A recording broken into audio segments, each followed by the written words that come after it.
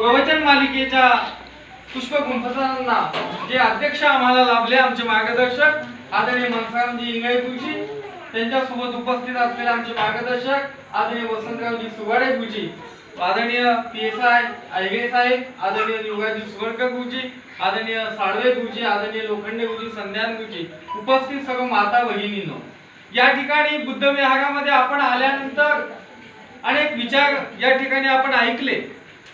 गीताच्या माध्यमातून आपण धर्माचा विचार ऐकण्याचा प्रयत्न केला. परमपूज्य डॉक्टर बाबासाहेब आंबेडकर म्हणत असत की माझ्या 10 भाषणांपेक्षा एखाद्या गीतकाराचे आणि कवीचे एक गीत जरी तुम्ही ऐकलं तर माझी 10 भाषणे त्याची बराबरी करतात. म्हणजे या 10 भाषणांची बराबरी एक गीत करू शकतं, अशी मधुर गीतं या ठिकाणी सरांनी सादर केलेली आहे. त्यानंतर या ठिकाणी माणिक भाऊनी खूप चांगल्या पद्धतीने एक उदाहरण दिलं. बोधपूर्ण कथा त्यांनी या ठिकाणी सांगितली. संध्यान गुरुजींनी या ठिकाणी विवेचन केलं आणि आदरणीय दादासाहेब आयगे साहेबांनी सांगितलं की मला काही बोलता नाही येत, पण ते उत्तम बोलले, समजणाऱ्या भाषेमध्ये बोलले, त्याचाही आम्हाला खूप आनंद आहे. परमपूज्य डॉक्टर बाबासाहेब आंबेडकरांनी या देशाचं संविधान लिहिलं आणि या देशामध्ये माणसाला माणूस म्हणून जगण्याची संधी निर्माण झाली. जे संविधान जे त्रिशण पंचशील बुद्धाने 2567 वर्षापूर्वी निर्माण केलं, त्या त्रिशण पंचशीलाला बाबासाहेबांनी या देशाच्या राज्यघटनेमध्ये अंतर्भूत केलं. त्याची कलमा साहेबांनी या ठिकाणी सांगितली.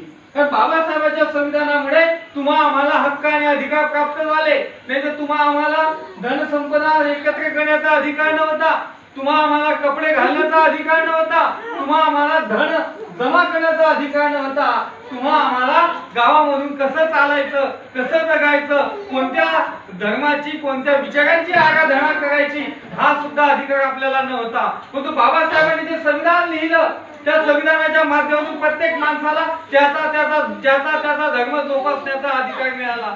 म्हणून या देशामध्ये अतिशय अल्पसंख्येने असलेला शीख समुदाय, त्या शीख समुदायाचा माणूस या देशाचा राष्ट्रपती झाला आणि त्या राष्ट्रपती झाल्या शीख समुदायाचा माणूस पंतप्रधान झाला आणि त्या पंतप्रधानाला शपथविधी देत असताना या देशाचे राष्ट्रपती मुस्लिम समुदायाचे डॉक्टर अब्दुल कलाम होते.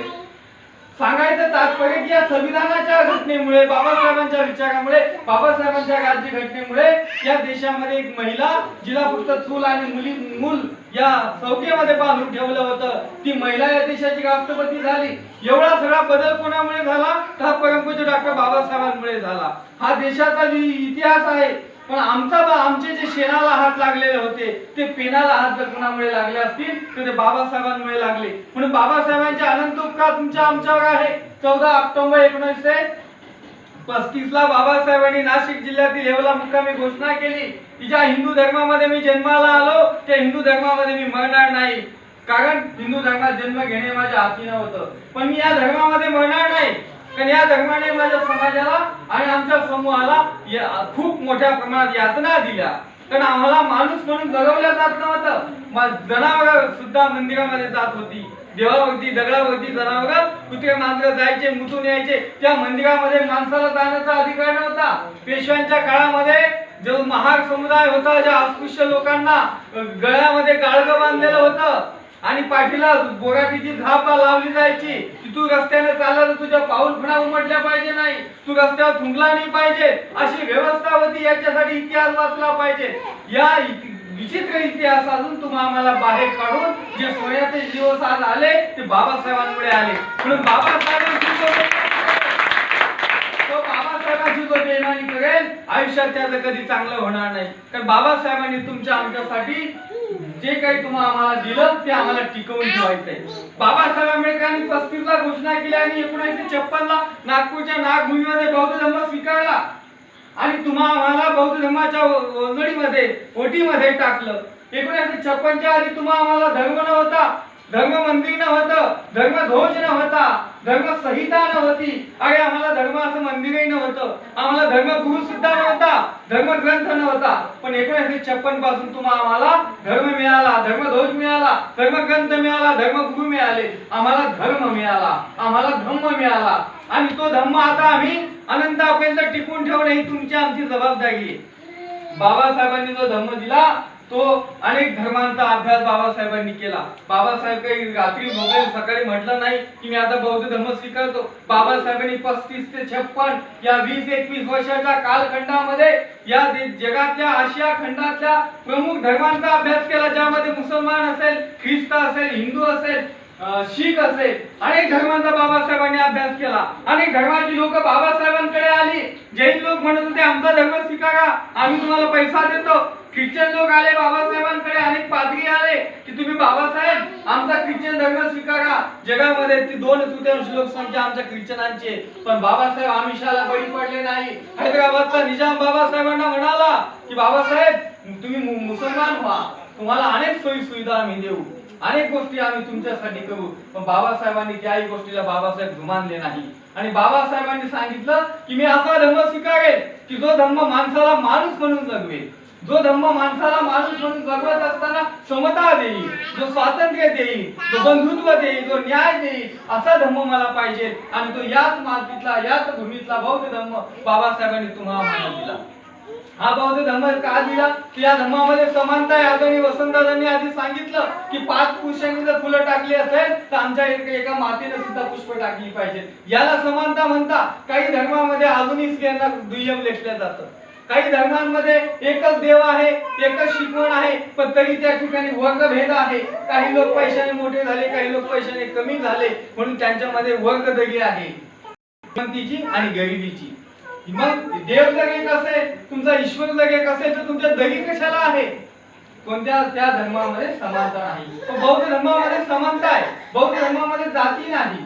बौद्ध धर्मामध्ये पहिला प्रथम बौद्ध तथागत भगवान गौतम बुद्ध हा असा धर्म संस्थापक आहे की ज्याने पहिला प्रथम या जगाच्या पाठीवर धर्म सांगण्याची आणि धर्म गुरु होण्याची प्रथा महिलांना पहिल्यांदा दिली. तथागत भगवान गौतम बुद्धाच्या धर्मामध्ये महिला भिक्षुणी संघ सर्वात पहिले निर्माण झाला. तो बुद्धाच्या काळामध्ये बुद्धाची आई, त्याची सावत्र आई, त्याची मावशी प्रजापती गौतमी हिने कपिल वस्तू, ते तथागत भगवान गौतम बुद्ध राजगीरला होते, एवढा लांब ती पायी चालत आली. जगातला सगळ्यात पहिला लॉंग मार्च तो होता की स्त्रियांच्या हक्क आणि अधिकारासाठी माता प्रजापतीने 500 महिलांना घेऊन ती तथागताकडे आली आणि तथागताला सांगितलं की भगवान तुम्हाला तुमच्या धर्मामध्ये स्त्रियांना स्थान द्यावं लागेल. आणि भगवंताने विचारांती तो निर्णय घेतला आणि 2500 वर्षापूर्वी स्त्रियांना धर्म सांगण्याची मुभा दिली.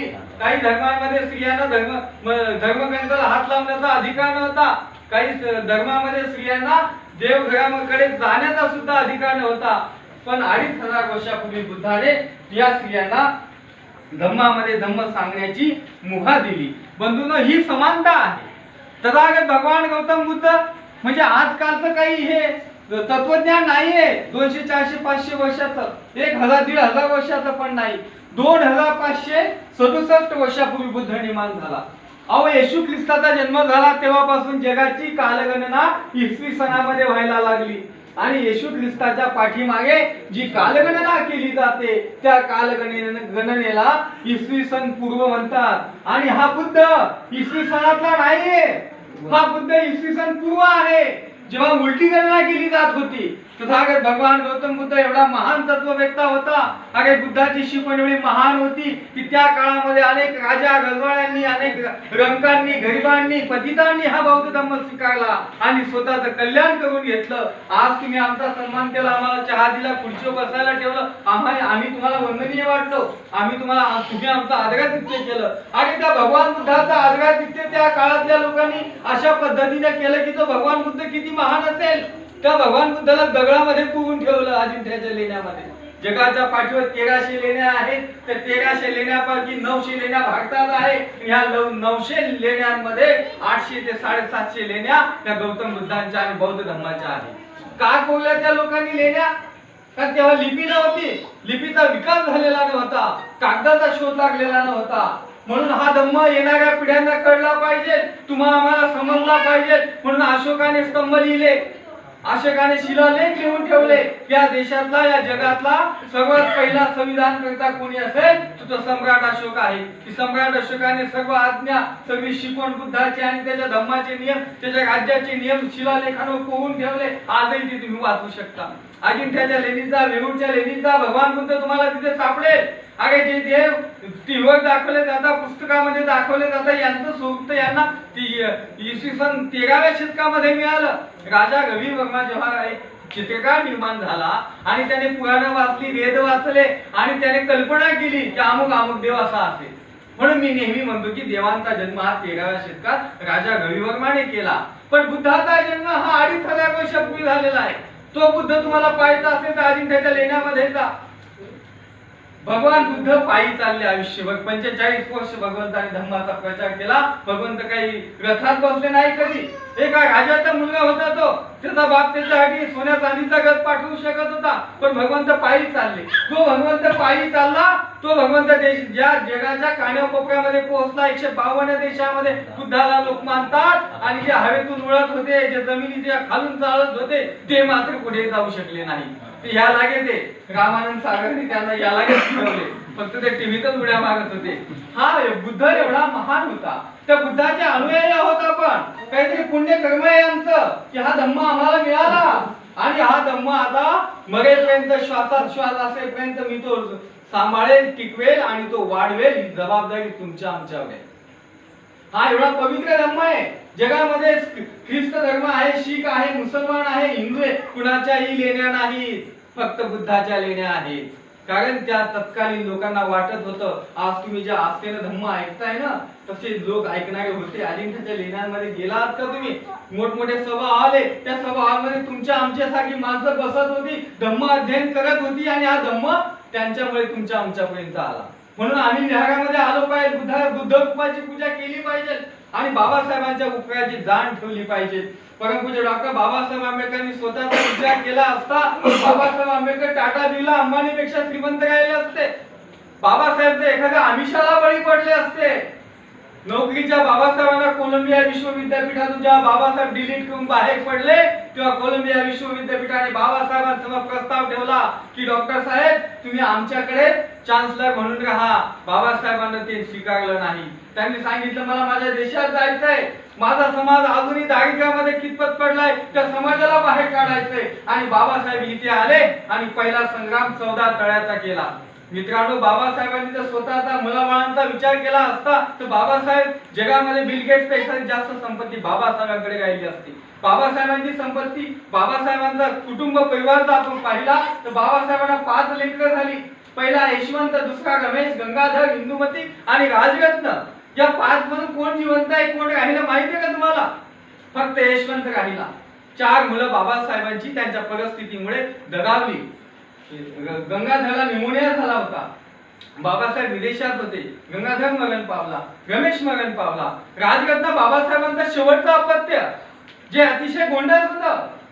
आणि आता राजरत्न हा माझा सहारा होईल पुढे. आणि राजरत्न मोठा झाल्यानंतर नक्कीच चांगला हुशार प्रज्ञावंत माणूस होईल अशी आशा त्या बाबळ्या बापाला होती. पण तो राजरत्न सुद्धा मरण पावला बाबासाहेब या देशात नसताना. राजरत्नाला ज्या वेळेला ताप आला आणि राजरत्नाला दवाखान्यामध्ये मुंबईच्या म्युनिसिपालिटीच्या हॉस्पिटलमध्ये जाऊन घेऊन ज्या वेळेला माता रमाई गेली त्या रमाईला 20 रुपये नव्हते इंजेक्शनची फी द्यायला. जर राजरत्नाला वेळेत इंजेक्शन दिला गेलं असतं तर राजरत्न वाचला असता. जगाच्या इतिहासामध्ये शोधूनही अशी घटना सापडणार नाही की एका बॅरिस्टराचा मुलगा 20 रुपयाच्या इंजेक्शनसाठी मरण पावतो. अरे एवढे उपकार बाबासाहेबांचे तुमच्या आमच्यावर आहे. अरे त्या बाबासाहेबांनी पैशाला बळी पडले असते कोणत्या सुखामोहाला बळी पडले असते तर आपण कुठे राहिलो असतो आज. म्हणून आपण विचार करायचा आहे. ज्या वेळेला राजरत्नाचा दफनविधी झाला आणि बाबासाहेब घरी आले त्यावेळेला बाबासाहेबांनी रमाईला सांगितलं की रामू तुझी 4 मुलं माझ्यामुळे दगावली. तुझ्या 4 मुलांचा खुनी मी आहे. त्यांच्यामुळे माझ्यामुळे तुझी मुलं मरण पावली. बाप म्हणून मी जर सगळी कर्तव्य पूर्ण केली असती तर तुझी मुलं वाचली असती. म्हणून तुला काय दोष द्यायचा तो मला दे. आजपासून मी समाजसेवा बंद करतो. आता मी फक्त तुझी काळजी घेईन. तुझीच काळजी घेईन. तुझ्याजवळच थांबेल आणि तुला पूर्ण वेळ देईल. मित्रांनो रमाईने ते ऐकलं आणि ती बाबासाहेबांना म्हटली की डॉक्टर साहेब मी याच्यासाठी माझी 4 मुले या मातीमध्ये दफन केली का की तुम्ही माझी काळजी घ्यावी, माझ्याजवळ बसावं आणि माझ्यासाठी वेळ द्यावा, ज्याच्यासाठी मी 4 मुले या मातीत दफन केली नाही. अहो 4 मुले या मातीमध्ये दफन केली म्हणून काय झालं? पण हा 9 कोटी समाज माझा राजरत्न आहे, हा 9 कोटी समाज माझा रमेश आहे, हा 9 कोटी समाज माझा इंदुमती आहे. म्हणून त्या मातीनं बाबासाहेबांचं सात्वन केलं आणि ते जीवन वाट चालत राहिले. आज परिस्थिती अशी झाली, बाबासाहेब गेल्याच्या नंतर आम्ही स्वतःला विचारलं पाहिजे की मी बाबासाहेबांचा राजरत्न आहे का? मी बाबासाहेबांची इंदुमती आहे का? अरे छोट्या छोट्या आमिषाला आणि छोट्या छोट्या गोष्टींसाठी आम्ही विकल्या जाऊ तर मी राजरत्न आहे का? त्या मातेने काय स्वप्न पाहिली होती तुमच्या आमच्याबद्दल की हे लोक हा परिवर्तनाचा, हा पुरोगामी विचारांचा, हा बुद्ध विचारांचा वारसा हे लोक पुढे नेतील. तो वारसा तुम्हाला आम्हाला पुढे न्यायचा आहे आणि त्यासाठी आम्हाला काम करायचंय. आज भारतीय बौद्ध महासभेचे ही सगळी लोक आज आली, त्यांना घरदार नाही का? आहे सगळ्यांना. आदरणीय आहे साहेबांच्या घरी आम्ही गेलो, 4 व्हीलर बाहेर लागलेली होती, मोठा बंगला बांधलेला आहे, ते झोपू शकत नव्हते एसी मध्ये, पण ते आज का चालत आले इथे? आदरणीय सुवर्कर सर शिक्षक आहे, 60-70-80 हजार पगार आहे, घर आहे, मोठं गाडी आहे, आराम करू शकत होते फॅन खाली झोपून. पण या लोकांना वाटतं की आम्ही आमच्या बांधवांजवळ गेलो पाहिजे, त्यांना धम्म सांगला पाहिजे, त्यांच्या उणिवा काय आहे, त्यांच्या समस्या काय आहे, धम्म हा पुढे चालला पाहिजे. म्हणून बाबासाहेब म्हणतात प्रत्येक सुशिक्षिताचं कर्तव्य आहे की त्याने आपल्या अशिक्षित बांधवाला धम्म सांगितला पाहिजे. कारण सगळ्यांना पुस्तक वाचता येतं असं काही नाही. अनेक अशिक्षित लोक आहेत, कुणाला वेळ नसतो, कुणाला पुस्तकं नसतात.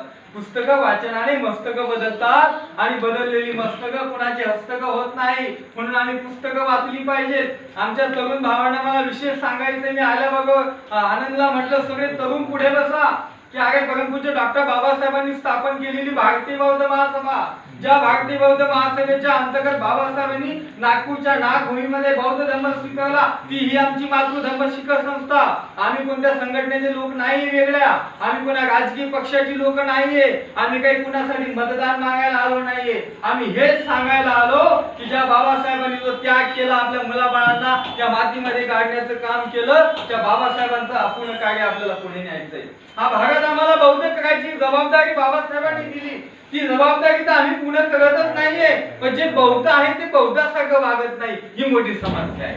आणि त्याच्यासाठी भारतीय बौद्ध महासभा आज भारत देशामध्ये ज्या ज्या ठिकाणी बौद्ध महासभेच्या शाखा आहे त्या ठिकाणी आज 3रं पुष्प गुंफल्या जात आहे. संपूर्ण भारतामध्ये वर्षवास चालू झालेला आहे. वर्षवास म्हणजे काय? तर बौद्ध काळामध्ये बौद्ध भिक्षू ज्या वेळेला पाण्या पावसामध्ये धम्मप्रचार करत, पाण्या पावसाळ्यामध्ये अनेक भिक्षूंना चिवरवले होऊन जात, अनेक भिक्षूंना पायी चालायला रस्ते राहत नव्हते, पूर येत होते, अनेक ठिकाणी वृद्ध भिक्षू पळून मरण पावल्याच्या घटना झाल्या, अनेक भिक्षूंवरती वन्य प्राणी हल्ला करत असत. अशा कारणामुळे बुद्धाने बौद्ध भिक्षूंना सवलत दिली की आषाढ पौर्णिमा ते अश्विन पौर्णिमा तुम्ही एका विहारात थांबायचं आणि धम्म अध्ययन करायचं आणि धम्म लोकांना सांगायचं. अरे मारवाडी लोक, जैन लोक सुद्धा चातुर्मास करतात, ते सुद्धा श्रमण संस्कृतीचे लोक आहेत. आमचे लोक प्रवचन ऐकायला येत नाही. मारवाडी लोक सकाळी दुकान बंद ठेवतात, 7 ते 10 लोक, आणि दुकानापुढे पाठी लावून ठेवतात, दुकान 10 वाजेपर्यंत बंद राहील. ते व्यवसाय बंद ठेवतात आणि त्यांच्या गुरुचा धम्म ऐकायला जातात. मुस्लिम लोक त्यांच्यामध्ये मतभेद आहेत, पण तरी सुद्धा ते एकाच मस्जिद मध्ये नमाज पढतात. तिथं आमचा आहे बाबासाहेबांच्या पुतळ्याला ते हार टाकायला गेले का, मग आम्ही नंतर करू, आमचा ग्रुप नंतर हार टाकेल. मग याच्याने आम्ही काय करणार आहोत? म्हणून आपण संघटित झालं पाहिजे. ग्रामगीतेमध्ये राष्ट्रसंत तुकडोजी महाराज म्हणतात की हत्तीस यावरती गवती दोर, मुंग्याही सापास करती जर्जर, रानपुत्रे संघोटुनी हुशार, व्याघ्र व्याघ्र सिंहास पाडती. अरे तुम्ही जर एकी केली तर गवताचा दोर बनवला ना, एखाद्या हत्तीला इथं थांबवून धरता येतं. मुंग्या जर संघटित झाल्या तर एखाद्या विषारी नागाला सुद्धा, सापाला सुद्धा त्या जर्जर करतात. फक्त त्या संघटित झाल्या पाहिजे. आणि रानकुत्रे सुद्धा जर संघटित झाले तर ते वाघाला, सिंहाला सुद्धा फाडून टाकतात. ही ताकद आहे संघटनेची. म्हणून संघटनेच्या बाहेर पडण्यासाठी आपण आपण सहभागी व्हा. तुम्हाला शेवटचं आवाहन करतो, बाबासाहेबांनी स्थापन केलेली संस्था आहे, कुणी आई गाय तू खैगाने स्थापन केलेली ही संस्था नाही. परमपूज्य डॉक्टर बाबासाहेब आंबेडकरांचं मिशन पुढे न्यायचं असेल, बाबासाहेबांचं कार्य पुढे न्यायचं असेल तर पहिल्यांदा भारतीय बौद्ध महासभेमध्ये सहभागी व्हा आणि हा धम्माचरक पुढे घेऊन जाऊया. या ठिकाणी आपल्याला एवढीच विनंती करेल, आनंद आणि सगळी मंडळी बाहेर आहे मध्ये की भारतीय बौद्ध महासभा इथे स्थापन करा. त्या संस्थेच्या मार्फत महिला शिबिरं घेतली जातात, त्या संस्थेच्या मार्फत श्रामणी शिबिरं घेतली जातात आणि 10 दिवस बौद्ध भिक्षूचं जीवन जगण्याची संधी तुम्हाला मिळते. विपश्यना त्या ठिकाणी शिकवल्या जाते. पण बौद्ध सभेमध्ये आपण सहभागी व्हा, संस्थेशी संपर्क वाढवा आणि या ठिकाणी सदोदित प्रमाणे आपण संस्थेच्या मार्फत आम्हाला इथे बोलवण्याचा प्रयत्न करा. अजून काही धम्म या एका भाषणामध्ये सांगणं होणार नाही, खूप काही धम्म सांगायचं आहे, तर त्याच्यासाठी आपल्याला सदोदितपणे एकत्र यावं लागेल. आपण सर्वांचं ऐकल्यावर सुद्धा माझं ऐकून घेतलं त्याबद्दल आपले आभार मानतो आणि माझे लांबलेले भाषण या ठिकाणी थांबवतो. जय भीम, जय भारत.